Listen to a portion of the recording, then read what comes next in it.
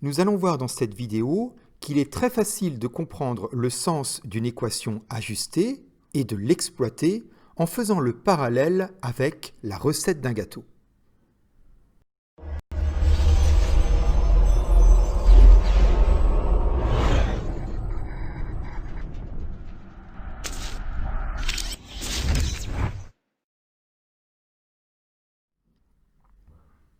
Prenez 100 g de beurre, 100 g de farine, 100 g de sucre, 3 œufs, un sachet de levure. Vous mélangez le tout, vous mettez au four. Vous faites donc une réaction chimique et vous obtenez à la fin un gâteau.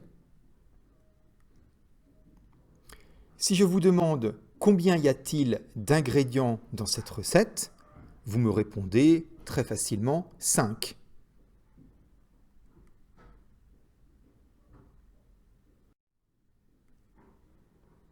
De même, si je vous demande quels sont les ingrédients de cette recette, vous me répondez le beurre, la farine, le sucre, les œufs, la levure.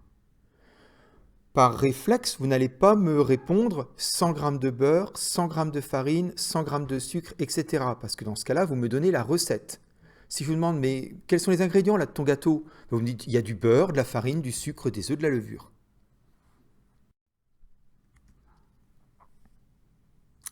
Et puis, si vous voulez faire 5 gâteaux, combien vous faudra-t-il de beurre?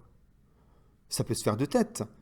Si pour faire un gâteau, vous avez besoin de 100 g de beurre, pour faire 5 gâteaux, vous aurez besoin de 5 fois plus de beurre, donc 500 g de beurre.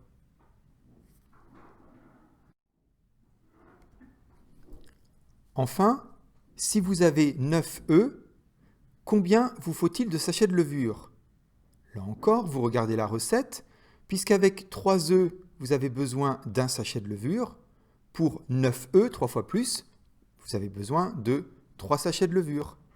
Et ça vous permettra de produire, bien sûr, 3 gâteaux.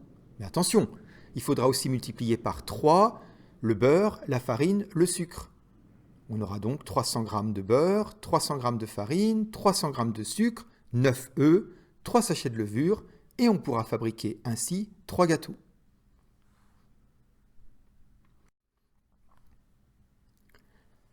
Une équation chimique ajustée, c'est exactement la même chose. C'est une recette. Voici l'équation ajustée de la combustion de l'éthane, dont la formule de la molécule est C2H6. Combien y a-t-il de réactifs dans cette équation? En fait, c'est comme si je vous demandais combien est-ce qu'il y a d'ingrédients. Ils sont en rouge, il y en a 2.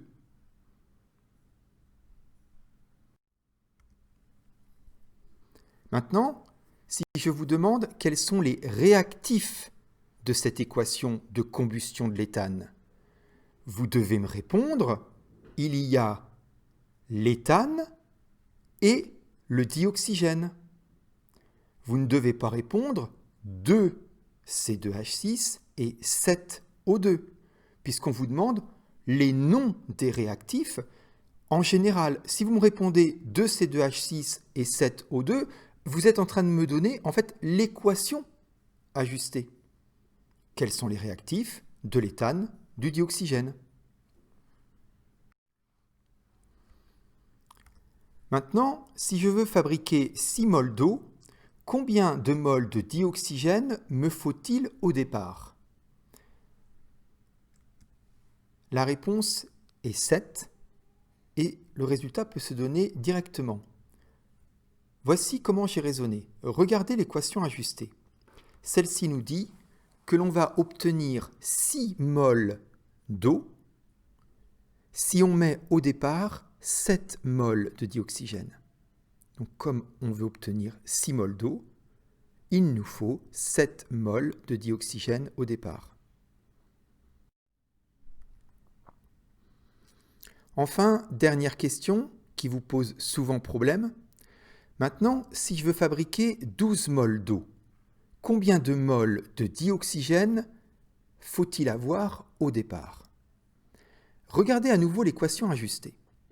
On va obtenir 6 mols d'eau si on met au départ 7 mols de dioxygène.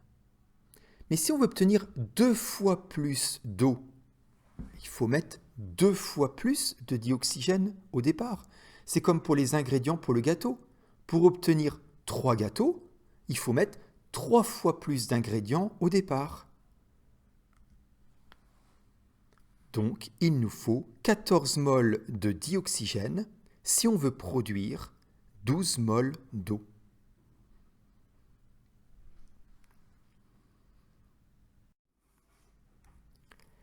Si cette vidéo vous a plu et vous a permis de mieux comprendre le sens d'une équation chimique ajustée, lâchez un pouce bleu, dites-le en commentaire et si ce n'est pas déjà fait, abonnez-vous à la chaîne YouTube.